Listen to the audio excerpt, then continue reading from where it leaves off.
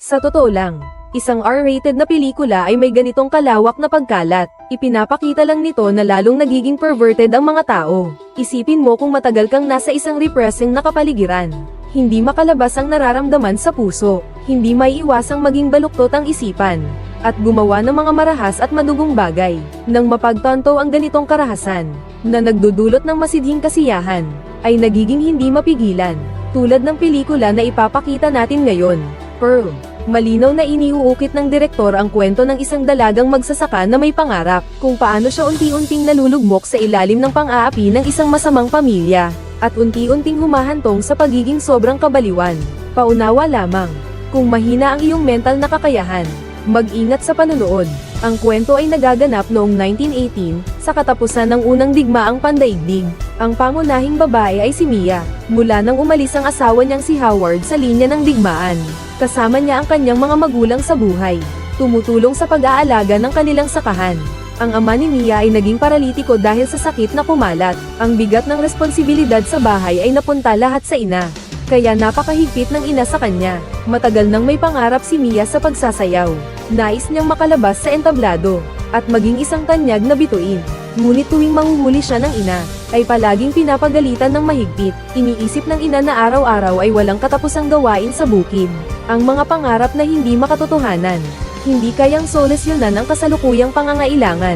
Si Mia ay sumusunod lamang sa utos ng ina, pumunta sa bodega para pakainin ng hayop. Madalas siyang mangarap na isang araw ay makalayo, makawala sa kontrol ng ina, magtamasa ng tunay na sariling buhay. Balang araw, malalaman ng buong mundo ang aking pangalan. Sang-ayon ka rin, di ba, Mary? Oh, salamat talaga sa'yo. Pagkatapos, ginamit niya ang piko sa sulok ng dingding bilang mikropono. Nang arap na siya na isang sikat na artista, nagsimula na siyang mag-perform. Talagang gusto ko na may nanonood sa akin.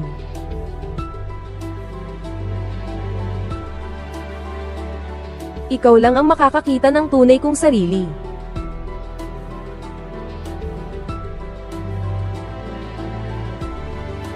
Isang sikat na artista. Sa oras na iyon, isang malaking gansa ang pumasok sa bodega. Nabaling ang atensyon ni Mia mula sa kanyang pangarap. Dala ang pitchfork, nilapitan niya ang gansa. Marahas niyang pinatay ito. Ipinapakita nito na matagal nang pinipigilan si Mia ng kanyang ina, kaya nagsimulang magbago ang kanyang loob. Ang ginawa niyang pagpatay sa gansa ay naglatag ng landas para sa mas madilim na kwento sa hinaharap. Nakita siyang pumunta sa tabi ng lawa. Tinawag ang mga buwaya sa lawa. Pagkatapos ay pinakain niya ito ng malaking gansa. Ang buhay sa bukid ay nakakabagot, maliban sa pagtulong sa ina sa gawaing bahay. Inaalagaan din ni Mia ang kanyang paralitikong ama. Ang atmosfera sa hapagkainan ng tatlong miyembro ng pamilya ay labis na mabigat. Si Mia ay madalas sa kanyang libreng oras. Kinuha ang nag-iisang sulat mula sa asawa, upang punan ng kalungkutan sa puso. Sa gabi, tinulungan ni Mia ang ama niyang maligo. Pinayuhan siya ng ina na bukas ay bumili ng gamot para sa ama sa bayan, dahil may epidemya sa labas. Inutusan pa niya si Mia na magsuot ng maskara, at panatilihing may distansya sa ibang tao, upang maiwasang madala ang virus sa bahay. Kinabukasan, si Mia ay nagbisikleta papunta sa bayan. Pero pagkatapos niyang bumili ng gamot, hindi siya agad umuwi. Sa halip, pumunta siya sa sinehan sa kabila, nanood ng isang palabas na kanyang gustong kanta at sayaw. Pagkatapos ng pelikula, pumunta si Mia sa maliit na eskinita. Hinahangaan ang mga mananayaw sa poster. Sa pagkakataong iyon, napansin ni Mike, ang projectionist, si Mia. Mukhang gusto niya talaga ang pagsasayaw. Kaya kusang loob siyang nilapitan, at inalok pa ng isang sigarilyo. Dahil bihira si Mia makisalamuha sa labas, hindi siya masyadong nag-iingat sa mga estranghero. Sa ilang salita ni Mike, nakuha na niya ang impormasyon tungkol sa pamilya ni Mia. Gusto kong sumayaw. Oh, ang magiging girl na tumutugtog sa kanto sa hinaharap. Medyo may potensyal ka na ngayon. Naisip ko lang na ganyan. Bakit hindi? Maganda ka naman. Dahil ayaw ng asawa ko, umalis siya sa bansa. Pero masama ang pakiramdam ng tatay ko. Kailangan kong manatili sa bahay para alagaan siya. Lubos akong nagsisisi tungkol dito. Pag alis niya, pinutol ni Mike ang isang frame ng pelikula at iniabot kay Mia. Nasa frame ang eksena ng mga mananayaw na sumasayaw. At sinabi niyang kung gusto niyang manood ng pelikula sa hinaharap, maaari siyang pumunta sa likod ng entablado upang hanapin siya anumang oras. Hinimok din niya si Mia na ipagpatuloy ang kanyang mga pangarap, umaasa siyang balang araw ay makikita siya sa screen. Isang biglaang paghikayat, naramdaman ni Mia ang matagal ng init ng pagmamahal. Ngunit habang pauwi na siya, biglang hinaypan ng hangin ng pelikula sa kanyang bulsa. Agad siyang huminto ng sasakyan, at tumakbo papasok sa taniman ng mais upang hanapin. Makikita na itinuturing ni Mia ang pelikula bilang isang kayamanan. Ngunit kahit matagal na siyang naghahanap sa lupa, wala siyang makita na bakas ng pelikula. Sa hindi inaasahang pagkakataon, napadpad siya sa isang bakanteng lugar, at napansin niyang may isang scarecrow na nakatayo sa gitna. Bigla naisip ni Mia ang isang matapang na ideya. Kitang-kita siyang umakyat sa hagdan, at itinapon ang scarecrow sa lupa. Pagkatapos, inimbitahan niya itong sumayaw ng isang tugtugin.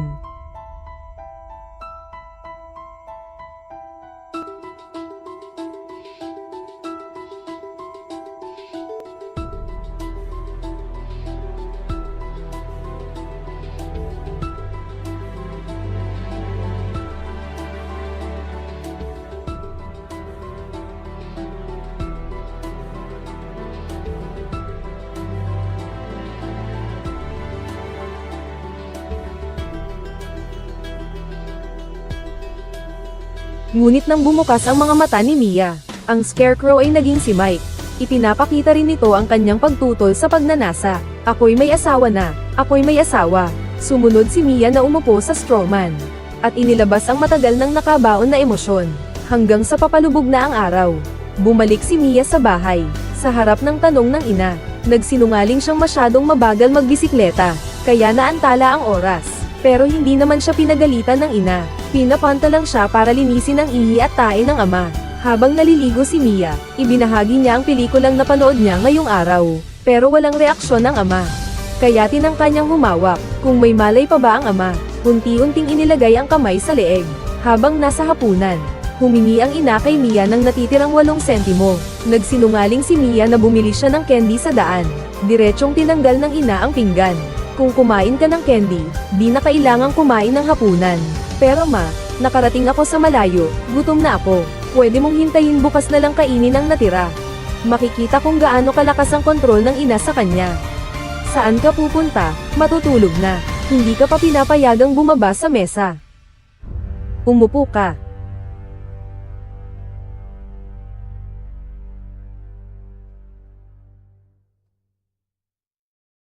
Walang gaanong pera ang meron sa bahay na ito para mabuhay. Iba na ang panahon, Mia.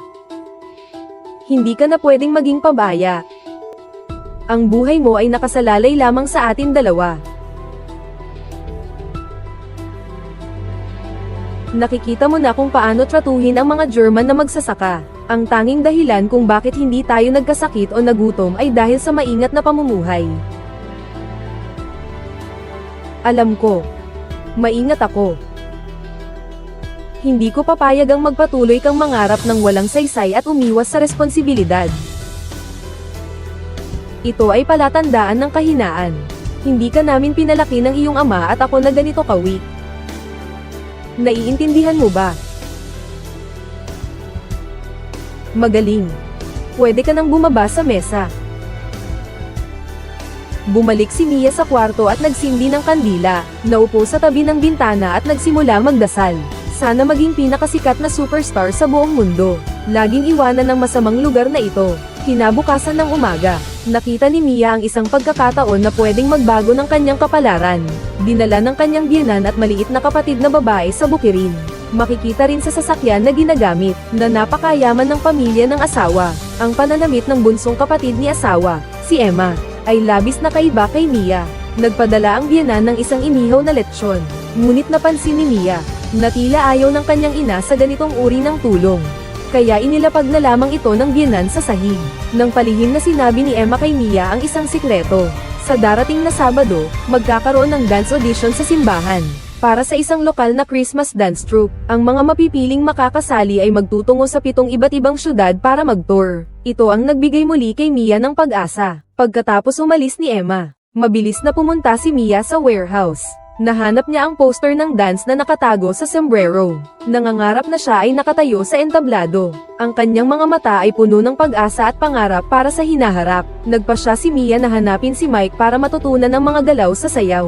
Palihim siyang pumunta sa atep. Pumili ng isang damit ng kanyang ina. Sa dilim ng gabi, umalis siya sa atep sa pamamagitan ng bintana. Pumunta siya sa maliit na eskinita sa tabi ng sinehan.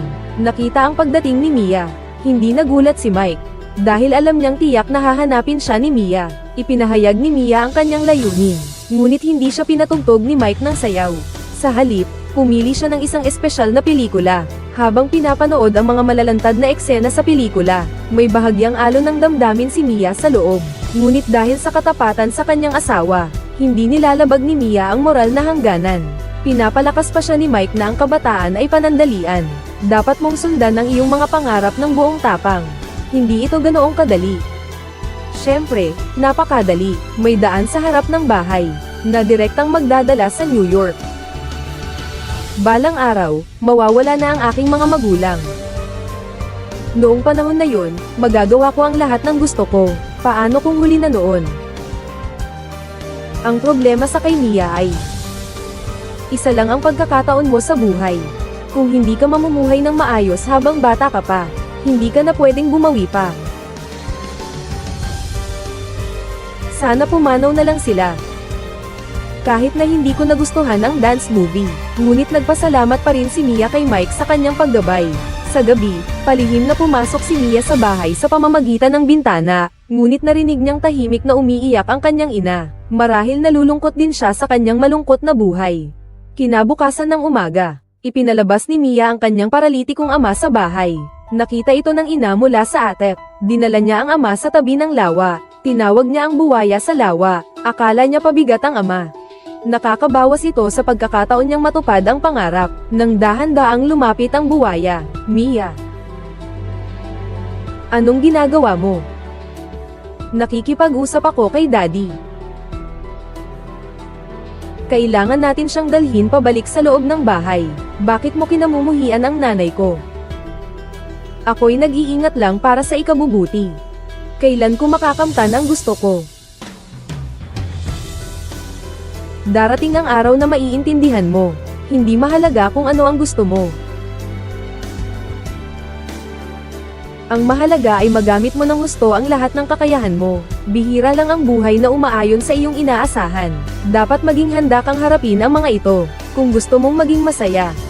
Mula sa unang pagpatay ng mga hayop, hanggang sa mga nakakatakot na ideya ngayon, ipinapakita nito na si Mia ay lalong naging ekstremista. Para maglabas ng emosyon, kumuha si Mia ng itlog ng buwaya, at pumunta sa kamalig, at pinisa ito. Dito ipinapahiwatig ang pagkawasak ng payapang buhay ni Mia, at ang ganap na paggising ng kanyang madilim na kalooban. Noong gabing iyon, bumuhos ang malakas na ulan sa labas.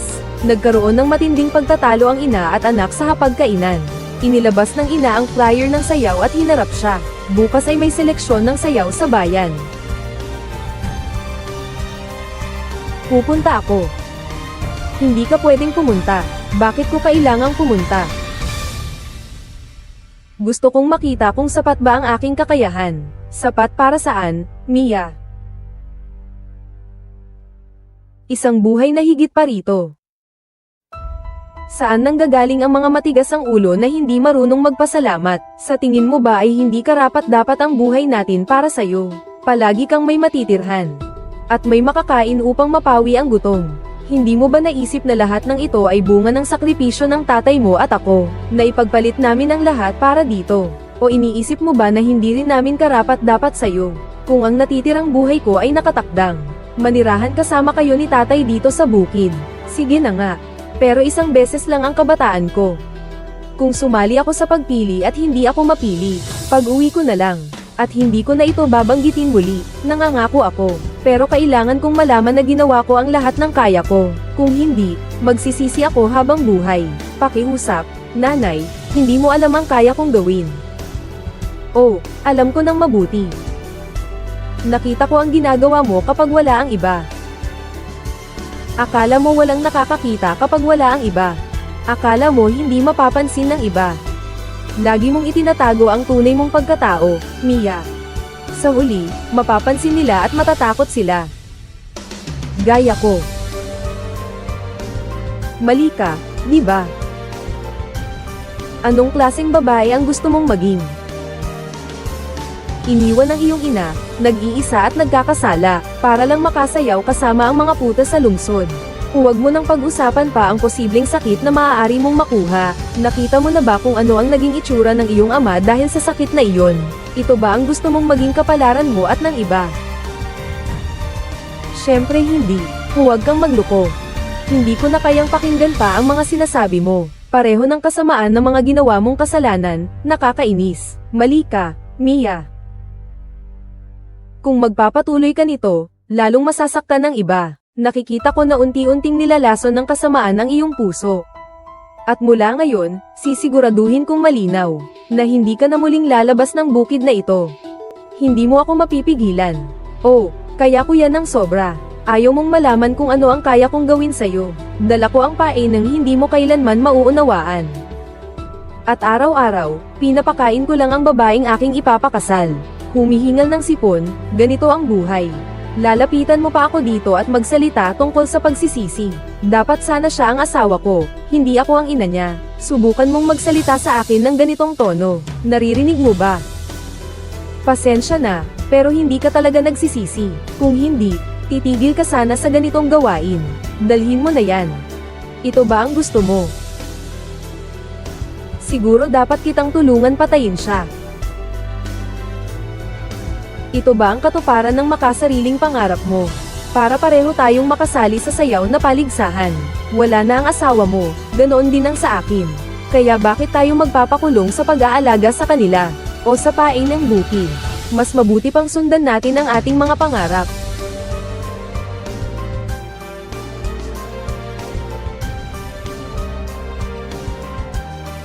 Ayoko nang magdusa pa dahil sa'yo. Gusto mong umalis? Sige, umalis ka. Pero kapag nabigo ka, at tiyak na mabibigo ka, gusto kong tandaan mo kung ano ang pakiramdam niyan. Dahil sa tuwing nakikita-kita, ganito ang nararamdaman ko. Halos lahat ng mahalaga sa akin ay nawala, Mia. Ano pa ba ang gusto mo? Ayok lang na mapariwara tulad mo.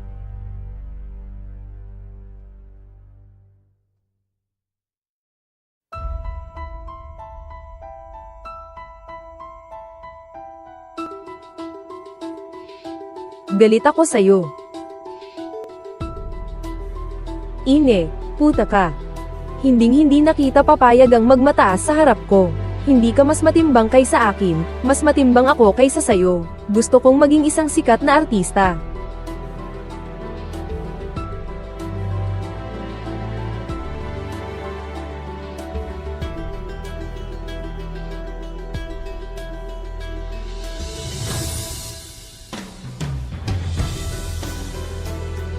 Nang lumingon si nanay, nabali na ang mukha dahil sa sunog.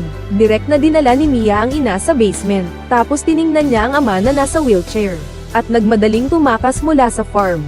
Walang mapuntahan, kaya't pumunta siya kay Mike para humingi ng comfort. Sa panaginip, naisip ni Mia na pumunta siya sa entablado. Ang mga manonood sa ilalim ay nagsimulang tumayo at mag-applaud. Lubos niyang tinanggap ang sigawan at palakpakan.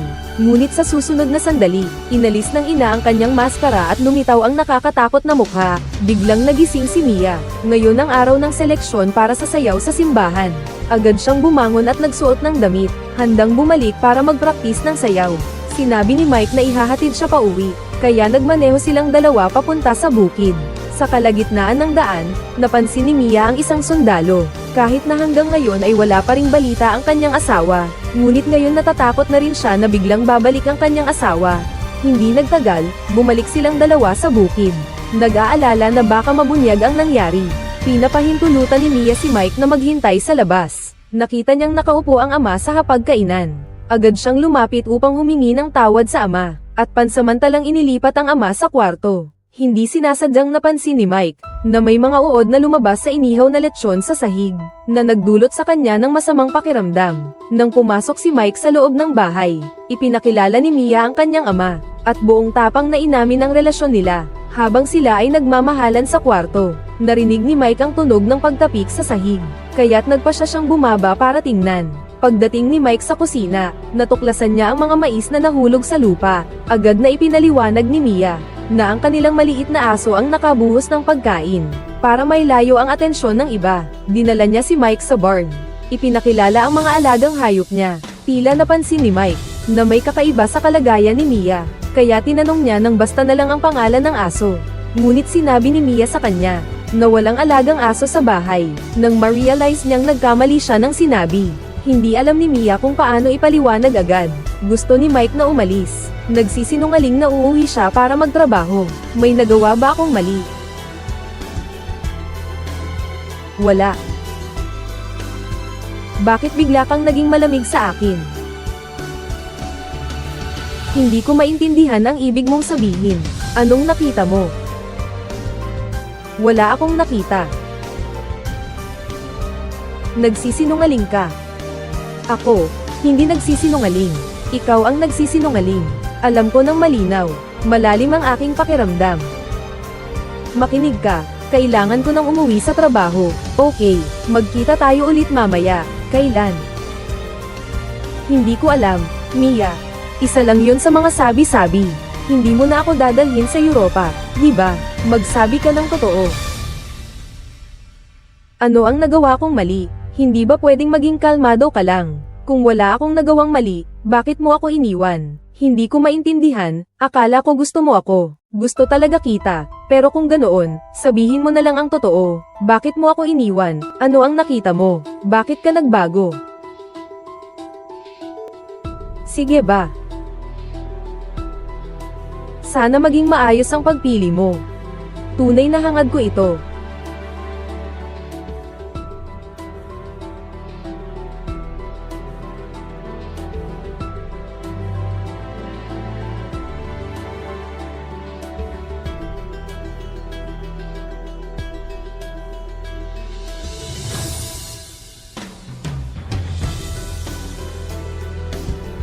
Hindi mo ako pwedeng iwan dito.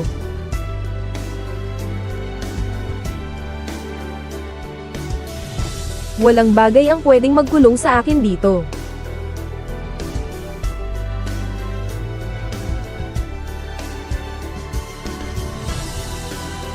Narinig mo ba? Walang bagay ang pwede. Hindi ka pwedeng, pati si Howard hindi rin. Hindi si Mama, at wala nang iba pa.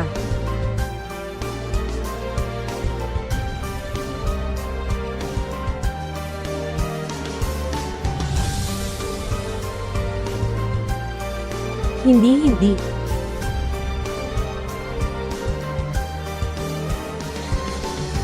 Galit na pumasok si Mia sa loob ng bahay. Nilinis niya ang dumi sa katawan ng kanyang ama. Pagkatapos ay sinuot niya ang pulang palda ng kanyang ina. Handa nang pumunta sa simbahan. Ngunit hindi niya matiis na magdusa ang ama. Kaya tinanggal niya ang punda ng unan. At lumapit sa tabi ng kanyang ama. Salamat sa lahat ng ginawa mo. Alam kong ipinagmamalaki mo ako mula sa langit.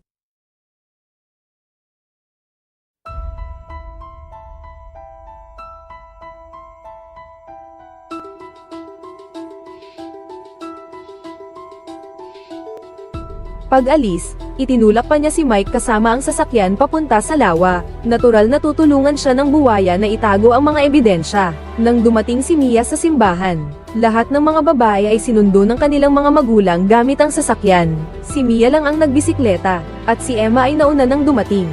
Tinanong niya kung ano ang nasa kahon.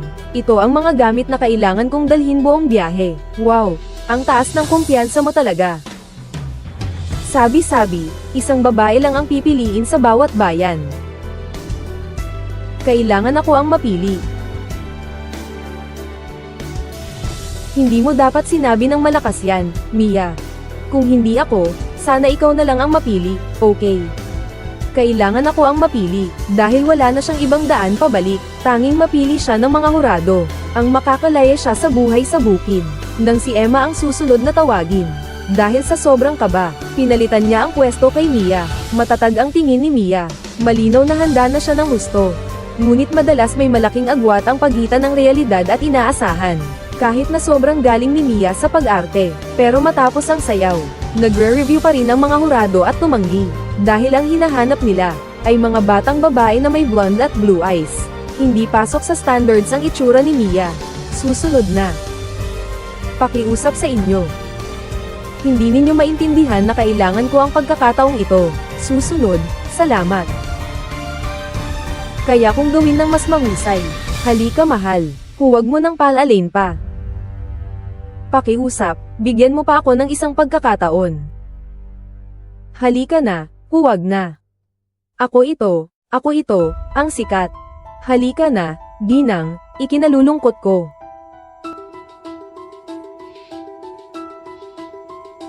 Pakiusap, ako ay isang sikat na tao. Ikinalulungkot, kailangan ko nang umalis. Pakiusap, may makatulong ba sa akin? Pakiusap, iligtas mo ako.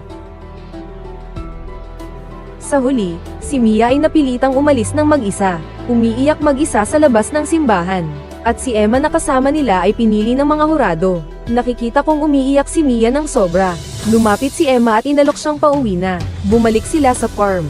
Naupo si Mia ng malungkot sa mesa. Pinatahan siya ni Emma.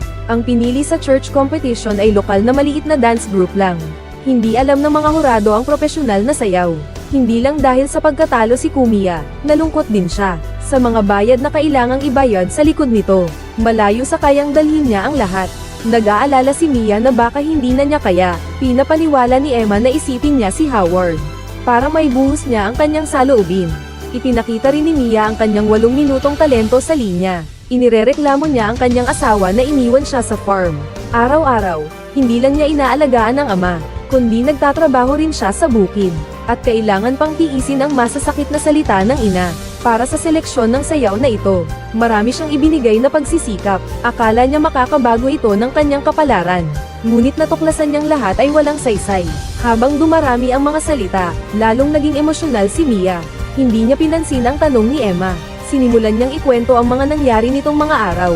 Mula sa ina, sa ama, hanggang kay Mike, kung paano siya unti-unting napunta sa sukdulen. At gumawa ng mga bagay na hindi na mababawi. Nang marinig ang kwento ni Mia, nakita sa mukha ni Emma ang takot, ngunit pilit na nagpakalma at nagpatuloy sa pakikinig sa kanyang kwento. Lubos na nakatuon si Mia sa kanyang sariling mundo. Walang pakialam sa kakaibang kilos ni Emma. Alam ko ang mga nagawa ko. Yung mga masama. Mga kakilakilabot na bagay. Ngayon nagsisisi ako pero gusto ko ang pakiramdam na iyon. Sa simula, mga hayop na mas maliit kaysa sa akin lamang. Mga hayop na walang espiritu. Hindi makakalaban, hindi makakagalaw kapag nasaktan ako. Pakiramdam ko ay maganda. Mas madali ang pumatay kaysa sa iniisip mo.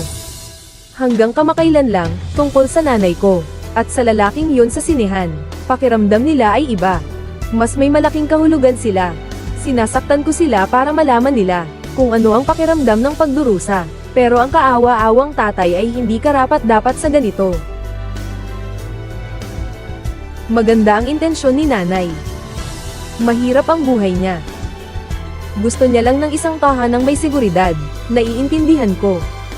Akala ko ay galit ako sa kanya, pero naghahanap lang ako ng seguridad. Nako. Ang gulo ko talaga. Hindi ko alam kung hanggang kailan ko kaya.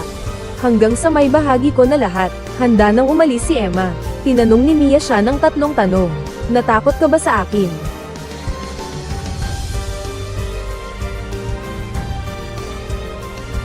Siyempre hindi si Mia. Iniisip mo bang may sakit ako? Hindi. Palagi mong nakakamit ang gusto mo. Mas bata ka pa at blonde pa. Kailangan na akong umalis.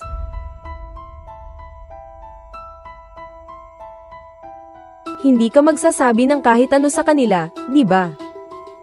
Hindi. Pero alam na ni Emma na pumatay si Mia. Paano niya siya palalabasin ng madali?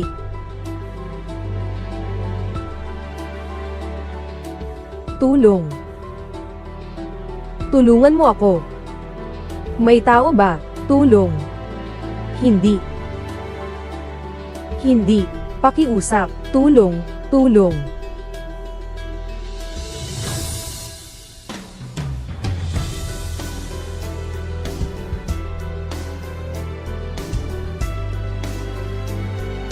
Tulong. Tulungan niyo ako. Pakiusap.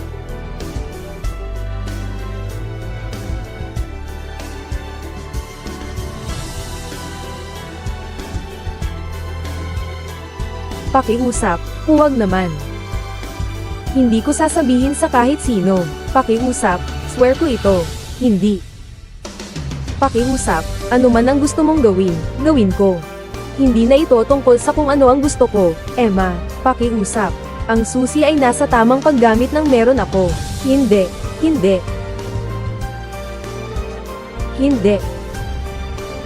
Pagkatapos, pinutol ni Mia si Emma, ibinigay sa mga krokodilo sa lawa. Pagkatapos pumunta sa basement, nakahiga sa bisig ng ina, pinagaganda pa niya ang kanyang ina.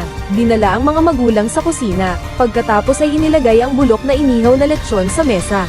Ang tatlong miyembro ng pamilya ay nagsimulang manalangin bago kumain tulad ng dati. Mahal kita. Love you. Mahal din kita. Love you.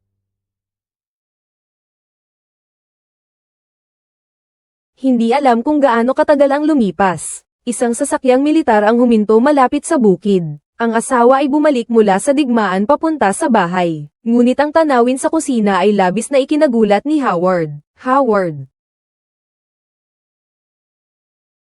Natutuwa akong nakauwi ka na. Iyan ang buong nilalaman ng pelikula. Pagkatapos mapanood ang Pearl, halo-halo ang aking nararamdaman. Ang babaeng bida ay nakakulong ng doble ng pamilya at lipunan.